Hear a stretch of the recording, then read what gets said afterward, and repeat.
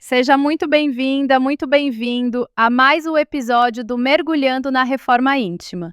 Eu sou Carolina e hoje a gente entra num tema muito delicado e muito bonito, o reflexo matriz, no capítulo 10 de Reforma Íntima sem Martírio. E eu sou Felipe. Carolina, esse capítulo já começa com uma frase de Kardec, em O Evangelho segundo o Espiritismo, que praticamente abre a porta do episódio inteiro. Ele diz, em resumo, que naquele em quem a ideia do mal nem sequer encontra abrigo, já há progresso realizado, e naquele em quem essa ideia surge, mas é repelida, há progresso em vias de realizar-se. É uma distinção muito importante, né? Porque ela traz dois estágios do crescimento moral. Um é quando o mal ainda aparece dentro de nós, mas a gente já não concorda com ele. O outro é mais profundo, quando essa ideia já não encontra acolhida íntima. Exato. E isso muda totalmente a forma de pensar reforma íntima. Porque a medida da transformação não é só o que a pessoa faz por fora. Não é só parecer calma, parecer correta, parecer espiritualizada. O capítulo nos convida a perguntar: o que está governando minhas reações por dentro? É como se a irmã se dissesse assim: não olhe só para o comportamento visível, olhe para a nascente. Porque às vezes a palavra foi contida, o gesto foi educado, mas por dentro havia revolta, vaidade ferida, necessidade de vencer, vontade de ferir. E aí entra a tese central do episódio. Reforma íntima é transformação de estrutura interior. Não é maquiagem moral. Não é uma coreografia de virtudes. É uma reorganização da alma. E isso para mim é até consolador, porque mostra que o caminho não é teatro de perfeição, é sinceridade. É começar a perceber com mais lucidez de onde vêm as nossas respostas diante da vida, sobretudo quando a vida nos contraria. Irmã se propõe uma cadeia muito forte: reflexo, emotividade, ideia, ação e palavra. Ela chama isso, de certo modo, de uma fisiologia da alma. Eu gosto muito dessa expressão porque mostra que existe um processo. O ato não nasce do nada. Sim, antes da ação já houve uma leitura interna. Antes da palavra áspera, por exemplo, já houve um reflexo. E antes desse reflexo virar fala, ele passou por uma emoção, por uma ideia, por uma organização íntima que às vezes a gente nem percebeu. Muita gente chama certas reações de espontâneas. Ah, eu sou assim mesmo. Eu respondi no impulso. Mas o capítulo mostra que muitas vezes esse impulso não é novo, ele é antigo. Ele foi repetido tantas vezes que ficou automatizado. É quase como se a alma criasse atalhos. Alguém me contraria, eu me fecho. Alguém me corrige, eu me ofendo. Alguém me ignora, eu interpreto como rejeição. E isso vai ficando tão habitual que parece natural, quando na verdade é condicionado. Perfeito. O gesto visível é só a ponta. A fonte invisível é o que importa. A vida moral amadurece quando a pessoa começa a observar o que acontece dentro dela antes de agir. Não apenas o que disse, mas o que sentiu. Não apenas o que fez, mas o que a moveu. E isso exige presença interior. Às vezes, um pequeno silêncio antes de responder já revela muito.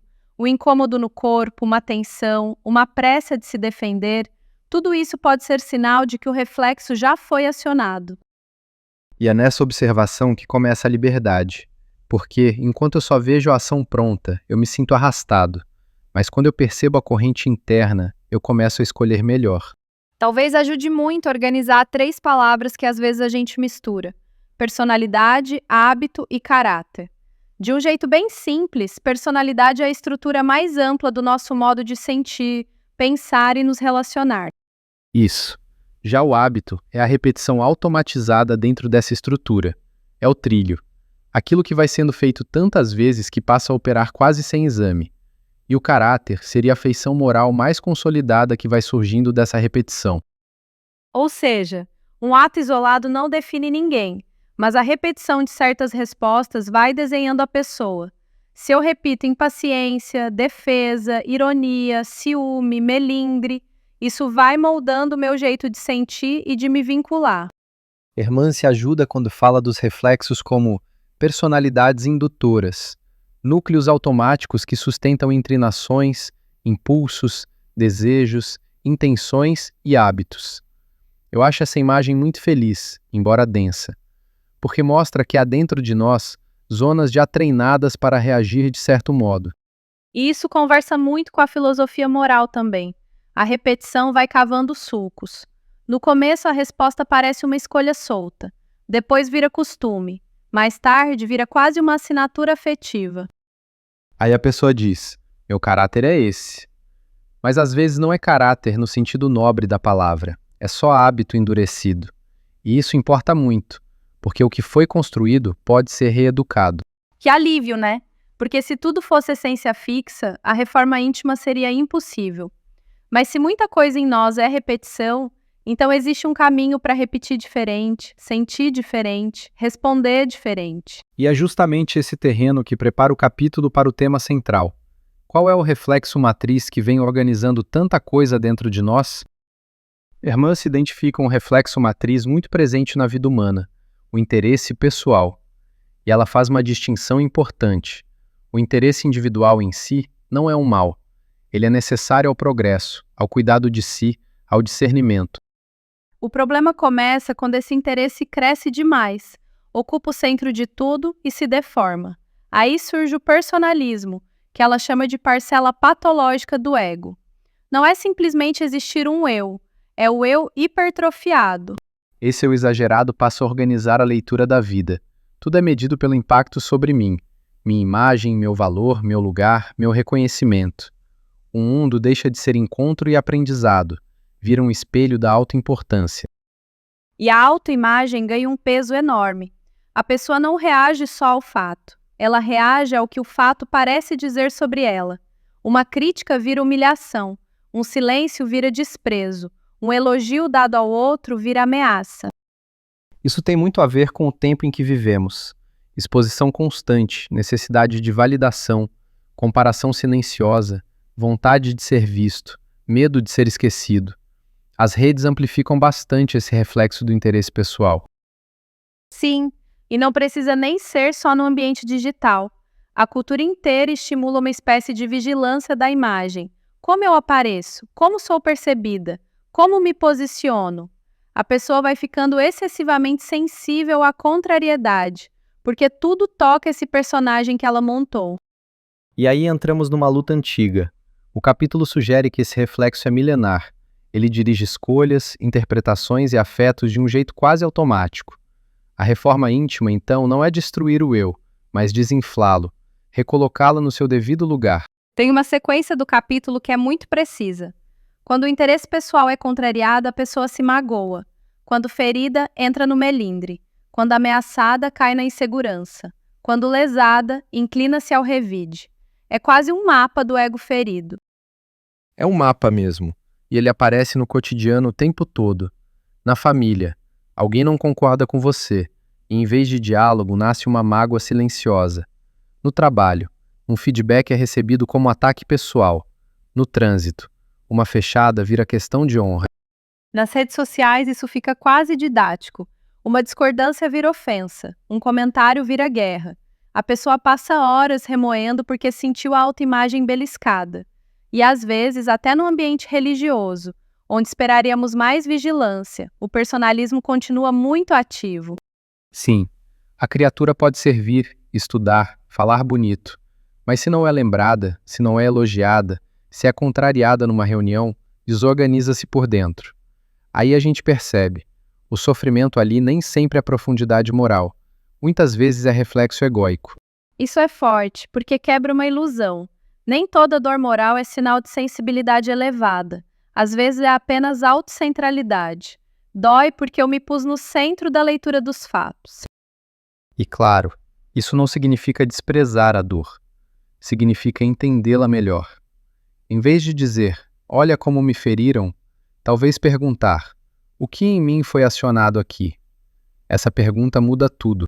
Muda mesmo, porque muito sofrimento desnecessário nasce não exatamente do fato, mas da interpretação autocentrada do fato. A vida contraria, frustra, corrige, mas o ego hipertrofiado transforma isso numa novela íntima de proporções imensas. Voltando à expressão da autora, as personalidades indutoras seriam esses núcleos automáticos de sentimento e reação. Eu acho importante dizer isso com simplicidade. Não é que existam várias pessoas dentro de nós no sentido literal. É uma forma de mostrar que certos modos de reagir já ganharam força própria. Exato. Um núcleo crítico, um núcleo vitimizado, um núcleo ciumento, um núcleo impaciente. Quando acionados, eles quase tomam a frente da consciência. E a pessoa responde de um jeito já conhecido, quase previsível. A gente fala muito de hábito comportamental, né? Dormir tarde, comer rápido, mexer demais no celular. Mas existem hábitos emocionais. Hábito de criticar, hábito de se comparar, hábito de esperar rejeição, hábito de dramatizar, hábito de reagir com impaciência. E talvez um dos maiores riscos seja confundir esse reflexo antigo com identidade verdadeira. A pessoa diz, eu sou ciumenta, eu sou amarga, eu sou explosivo, quando na verdade pode ser mais honesto dizer, eu aprendi a reagir assim, eu repeti isso por muito tempo. Essa diferença é decisiva, porque se eu sou isso em essência, fico preso. Mas se isso é um automatismo histórico, existe trabalho possível, existe educação afetiva. E aí entra uma ternura importante. Observar os próprios hábitos emocionais sem cinismo e sem desespero.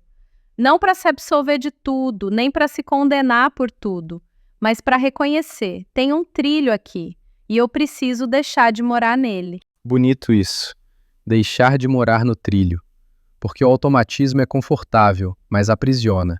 A consciência, às vezes, dá mais trabalho no começo, mas devolve direção. Esse ponto conversa muito com Joana de Ângeles, quando ela critica os homens aparência. Aquela pessoa que vive guiada por máscaras, por exterioridades, por uma imagem de si mesma que precisa ser mantida a qualquer custo. Sim, e isso é muito delicado porque a aparência pode ser social, profissional, intelectual e também espiritual. A pessoa pode parecer forte sem ter enfrentado a própria fragilidade. Pode parecer equilibrada sem ter dialogado com a própria sombra. Pode parecer muito religiosa e ainda assim estar defendendo o ego. Às vezes a imagem espiritualizada vira até escudo. Fala mansa, vocabulário elevado, postura correta, mas por dentro ainda há competição, suscetibilidade, vaidade de parecer bom. E não estou dizendo isso apontando o dedo, é só porque isso é humano. Muito humano. E perigoso justamente porque engana. Engana os outros e pior, engana nós mesmos. Quando a pessoa se identifica demais com a persona, perde contato com a verdade íntima, fica administrando personagens em vez de se conhecer. Por isso o autodescobrimento é tão central, não como narcisismo sofisticado, mas como retorno à verdade. Quem sou eu quando não estou defendendo uma imagem? O que em mim é convicção real e o que é performance? O que ainda é medo disfarçado de virtude? Essa é uma pergunta espiritual de primeira grandeza, porque a reforma íntima só começa de verdade quando o ser aceita encontrar o que está por trás da máscara. Sem esse encontro, a gente melhora a embalagem, mas não alcança a fonte. E aí vem uma coisa muito importante do capítulo. A transformação não acontece só por repressão, culpa ou autocensura. Não basta apertar o freio interno e viver se policiando. Isso sozinho costuma gerar tensão ou disfarce. Sim, impulsos e reflexos podem ser educados. Essa palavra é linda, educar, porque educar não é passar pano nem deixar como está. É conduzir, desenvolver, substituir respostas inferiores por respostas mais altas. Freud tinha esperança na capacidade de educação dos impulsos humanos. E isso conversa muito com a proposta de Hermance. Se um reflexo foi treinado, outro também pode ser. Se eu aprendi a revidar, posso aprender a pausar. Se aprendi a me fechar, posso aprender a dialogar. Mas é um trabalho paciente. Não acontece num momento bonito, nem numa leitura que nos emociona por uma semana. Renovação real nasce de repetição. Repetição de novos modos de sentir e agir. Quase como quem vai refazendo o caminho dentro de si. Tem algo filosófico aí. A virtude não é um surto de excelência, é um cultivo. E cultivo exige tempo, constância e humildade. Às vezes a gente quer uma mudança sem processo, quer deixar de ser melindroso sem passar pelo treino do desapego da autoimagem. E talvez a palavra-chave aqui seja perseverança. Não perfeccionismo, perseverança. Porque o perfeccionismo ansioso nos torna duros, artificiais. Já a perseverança lúcida permite cair, observar, corrigir e continuar. A reforma íntima, nesse sentido, não é guerra contra si mesmo, é governo de si mesmo. Eu acho uma das passagens mais belas desse capítulo quando a irmã se apresenta a caridade como criação de relações educativas. Isso amplia muito o sentido da palavra. Caridade não é só um gesto assistencial, embora também possa ser. É uma forma de se relacionar. E uma forma profundamente terapêutica. Porque, quando eu escuto com atenção, quando eu pratico empatia, quando respeito a vida alheia, quando vigio a palavra para não ferir, eu não estou só ajudando o outro. Estou reeducando meu próprio centro interior. É como se a caridade retirasse o eu do trono, né? Ela me obriga a reconhecer que o outro existe, sente, luta, sofre, tem uma história que eu não conheço completamente. E isso já quebra muito do personalismo. Perfeito. Escuta, sensibilidade diante dos dramas humanos, solidariedade efetiva, cautela com as boas palavras, tudo isso são exercícios de deslocamento do ego. Não no sentido de anulação do eu, mas de ampliação do coração.